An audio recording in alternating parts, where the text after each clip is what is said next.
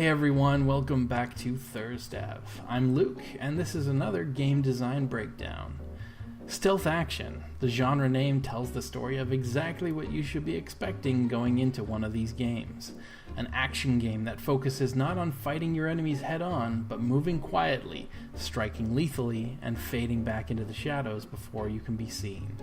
The genre itself dates as far back as Hideo Kojima's Metal Gear from 1987, where the player takes the role of a soldier named Snake that has to hide around corners and behind objects to avoid being seen by enemy troops as they make their way through the extremely dangerous secret base of Outer Heaven. It put an emphasis on smart avoidance of enemies as opposed to stand-up fights that had defined the action genre previously. As an entirely new style of action game, it was branded tactical espionage. When the video game landscape made the shift in the late 1990s to 3D, it would introduce a difficult new challenge in the creation of stealth gameplay. Kojima's Metal Gear was presented top-down with a full view of the screen and enemy positions. The enemy looks directly forward and could see for a set distance that, with practice, the player could learn how much space in front of and to either side is safe to walk around. In 3D, the player no longer had that luxury of seeing the position of every enemy on the map. That was even one of the more compelling issues with stealth games in 3D. There could be anything around any corner. This challenge alone would have been enough, but the player also couldn't always tell if the location they were in was even concealed or not. This inability of the player to know if something could see them would have led the player to be unprepared for incoming attacks, and ultimately lead to frustration and abandonment of the game if they were unable to tell if their stealth was effective or not. Enter Takuma Endo, founder of Acquire Corp., a company I once worked for, and his game Tenchu Stealth Assassins. Pitched as an entry to a game design contest held by Sony Music Entertainment, the game put the player in the tabi of a ninja in feudal Japan, sneaking around beautiful estates, castles, and forests, and assassinating enemies not through direct combat, but through guile and ambush. With a powerful grappling hook that allowed the ninja to easily travel up onto roofs and therefore into various good hiding spots, the player was able to survey a large area, plan a kill, and execute their foes with ruthless efficiency. You're planning where you can set down a poisoned musubi that some gormless guard will pick up and eat, putting them out of commission, but lo and behold, sometimes you wouldn't have even known that the villager was there, and that was on you because you didn't scout around well enough. But perhaps you did know that they're there, but you had no idea that they could see you or that they were close enough to detect you. For this, we have the detection meter. A quick breakdown of the meter's form and function. The detection meter is a UI element that's either persistent or contextual, depending on the game, that has various visual states to relay to the player whether they're currently being detected or not. When an NPC, that's non-player character, detects the player, the NPC relays that detection status back to the game, which then updates the detection meter. The meter doesn't have any direct influence on any other mechanics. It's purely reactionary and only functions to relay to the player that they're currently being detected and therefore should be extra cautious and attempt to find a way with which they can escape detection, or they should be ready for further action from the NPC. Plain and simple, the game relays data to the player based on current state of one or more nearby NPCs. In the case of Tenchu, the detection meter, or key meter as it was referred to, meaning that the player can sense the ki or spiritual energy of nearby characters, has four major states. Undetected, but near something that may detect the player. Detected but not alerted. Alerted but not engaging in combat. And engaging in combat. And whether there were no enemies nearby at all, it was empty, where the player is completely undetected and undetectable. Not every game includes this many states, certainly, but Tenchu's is fairly comprehensive. It effectively relays to the player whether they're in any danger of being spotted, and even if they're spotted, whether they're currently identified as a viable threat or not.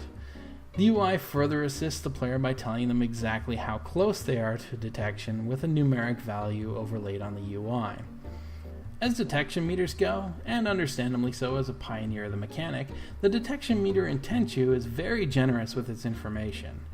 It's most likely a response to the technical limitations of the platform, as the graphics processor in the PlayStation was not overly powerful, that the undetected but detectable state and the danger value were added.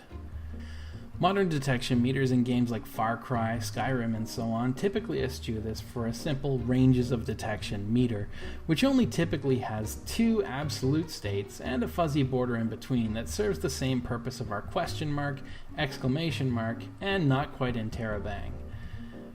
Why even relay this information to the player, though? There are a number of very popular contemporary stealth games that take a much more subtle approach to relaying detection.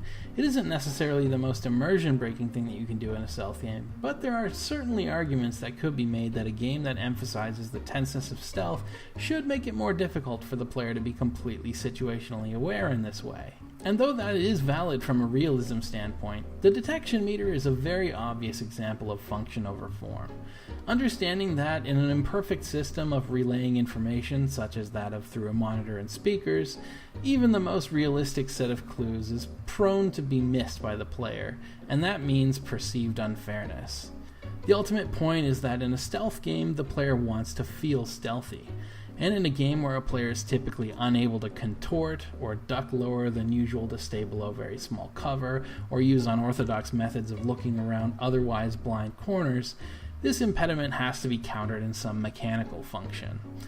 In a reasonably large portion of games, this takes the form of the detection meter.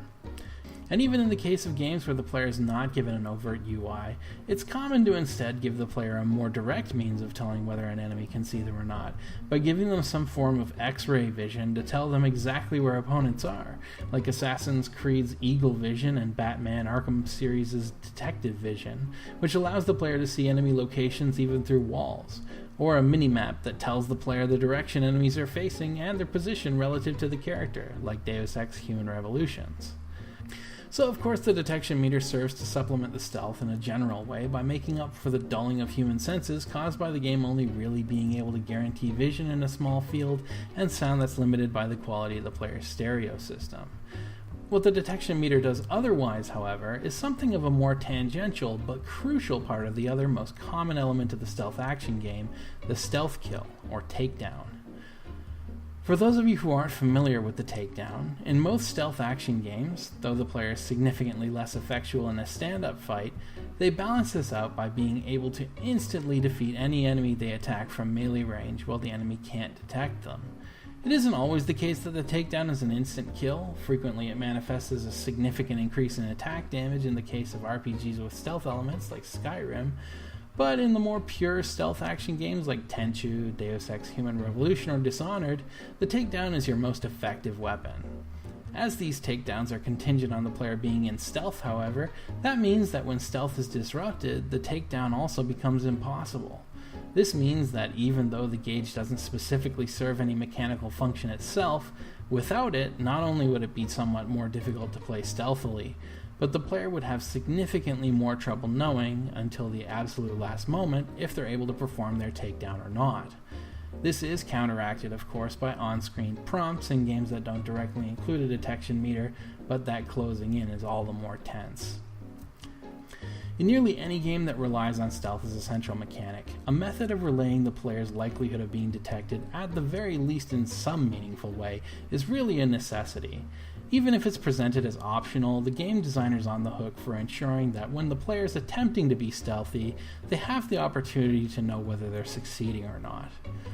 Particularly in the case of a game that includes large amounts of incidental foliage like tall grass and bushes, it's imperative that the designer relay to the player whether all of the brush in front of them is actually obscuring field of view from the opponent, as it very possibly could be ignored by the game's vision calculation. As a large number of older computers were incapable of rendering things like extra grass or foliage back in the day, it would very frequently be presented as optional. But when it shows on the player's screen and obstructs their view, they're very likely to make the connection that it should block the computer's view as well. This was a huge issue in some older stealth-focused games like the original Far Cry, which allowed the player to be noticed essentially regardless of what might be obstructing field of view. So the detection meter is a band-aid all told, but it's mostly a way to relay information that's really just lacking due to the limitations of the medium. As virtual reality continues to advance and we further refine the various control schema for that particular new delivery system, it'll be interesting to see whether this convention continues to persist, or whether realism and actual use of the body in its own senses becomes more of a given. And that's it for me today. I hope you found this informative, if not interesting, and I also hope that it might help to shed a little light, or shadow, onto one of the most important but stealthy parts of the mechanics of the stealth game. Thanks very much for watching, and I hope to see you again really soon. Or maybe I won't.